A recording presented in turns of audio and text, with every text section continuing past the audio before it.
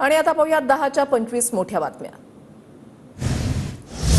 केंद्रीय निवडणूक आयोगाची उद्या गृहमंत्रालयासोबत बैठक। आगामी निवडणुकांच्या पार्श्वभूमीवर बैठकीचं आयोजन। महाराष्ट्र, हरियाणा आणि जम्मू काश्मीरमध्ये आगामी निवडणुका होणार आहेत। लोकांमध्ये मविया हाच चेहरा घेऊन जाऊ, मुख्यमंत्री पदाबाबत कुठलीही चर्चा नाही, नाना पटोलेंकडून स्पष्ट।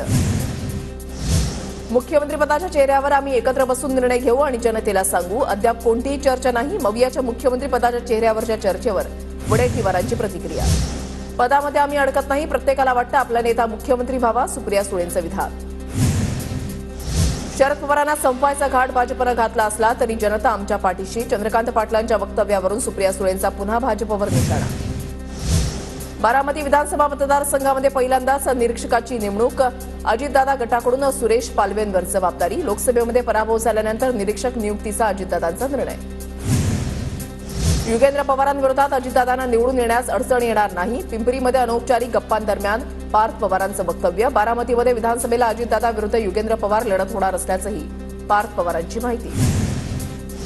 गुलाबी साडी नेसून सुप्रिया सुळेंची कार्यक्रमाला उपस्थिती। गुलाबी जॅकेटबद्दल माहिती नाही, पण माझ्या मुलाचं गुलाबी साडी साडी सॉंग हे फेवरेट। सुप्रिया सुळेंचा अजितदादांवर निशाणा।